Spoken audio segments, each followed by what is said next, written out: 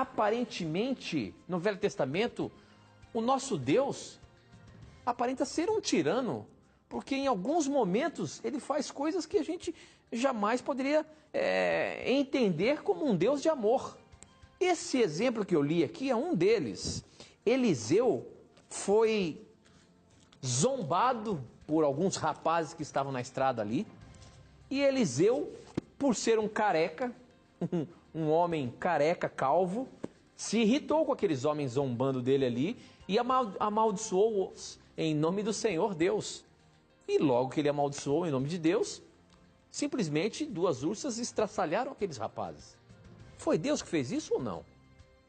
Realmente foi Deus quem fez isso. Foi Deus, professor? Foi Deus quem fez isso, e essa história de Eliseu com aqueles rapazes ali nos demonstra uma coisa, Tito e amigo telespectador e ouvinte: por mais bondoso e misericordioso que seja Deus, a bondade tem limites. Eu vou ler alguns textos para nós entendermos o porquê daquela severidade naquele contexto. Quando lemos o texto, se analisarmos o aspecto geral da história que envolvia, a nossa tendência natural é pensarmos: nossa, mas como Eliseu e Deus foram severos. Mas se você analisar as implicações que estavam por trás daquelas zombarias para com o profeta, e se você e eu entendermos o grau de corrupção daquela nação, você verá que aquele castigo rígido era a única maneira de Deus manter respeito para com o profeta e para que a mensagem de salvação não fosse prejudicada. Agora, primeiramente é importante vermos que o caráter amoroso e também justo de Deus é o mesmo tanto no Antigo quanto no Novo Testamento. Por exemplo, aqui em João capítulo 14, a partir do verso 8, é dito assim: Filipe lhe disse, falando com Jesus: Senhor, mostra-nos o Pai e isso nos basta. Jesus lhe disse: Eu estou convosco há tanto tempo, e entretanto, Filipe, não me reconheceste? Aquele que me viu, viu o Pai. Porque dizes: mostra-nos o Pai? Não crês que eu estou no Pai e o Pai está em mim? Jesus falou claramente o seguinte: quem vê a Jesus vê o Pai.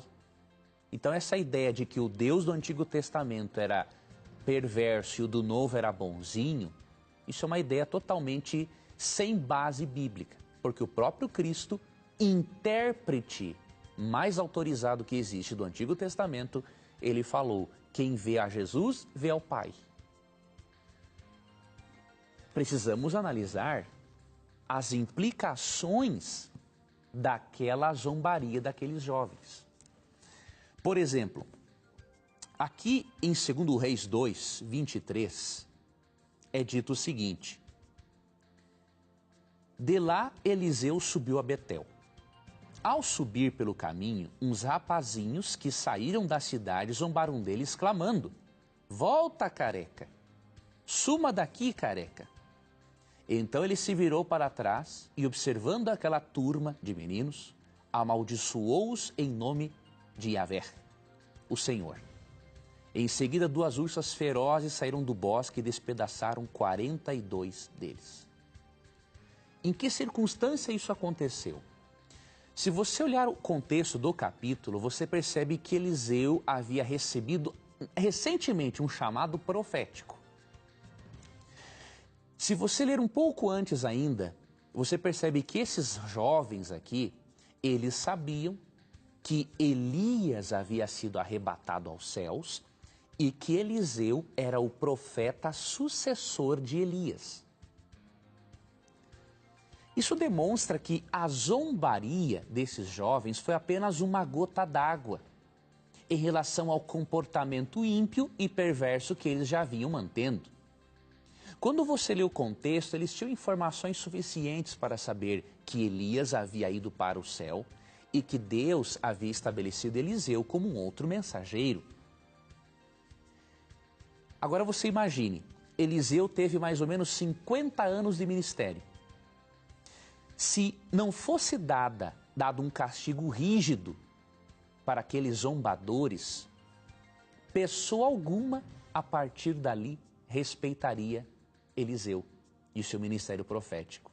E se o ministério profético de Eliseu não fosse respeitado, imagine o desastre que teria sido nos próximos 50 anos de ministério, as pessoas desrespeitando o ministério do profeta Eliseu. Porque aquela cultura estava totalmente ímpia, totalmente pervertida. Então Deus teve que dar uma lição dura de início para o bem geral da nação nos próximos 50 anos. Eu gosto muito de um comentário da escritora cristã Ellen White, eu até separei. Este comentário está no livro Profetas e Reis, nas páginas 235 e 236. Eu vou ler para você, que é um comentário muito interessante que nos ajuda a termos uma luz ainda maior deste contexto bíblico aqui, do porquê desse castigo. Esses rapazes tinham ouvido da ascensão de Elias e fizeram deste solene acontecimento o assunto de seus motejos, dizendo a Eliseu: sobe, calvo, sobe, calvo.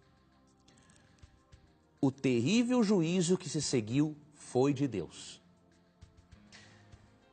Tivesse Eliseu permitido que o motejo passasse despercebido, e teria continuado a ser ridicularizado e insultado pela turba.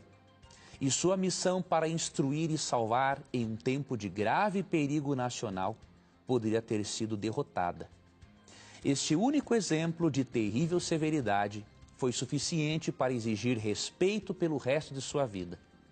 Durante 50 anos, ele entrou e saiu pelas portas de Betel e andou de um para outro lado em sua terra, de cidade em cidade, passando pelo meio de multidões indolentes, rudes e dissolutas de jovens. Mas nenhum o injuriou ou fez caso omisso de suas qualificações como profeta do Altíssimo. Até mesmo a bondade deve ter seus limites. A autoridade deve ser mantida mediante firme severidade, ou será recebida por muitos com zombaria e desdém. A assim chamada tolerância, lisonja e condescendência, usadas para com a juventude por pais irresponsáveis, é um dos piores males que lhes pode sobrevir.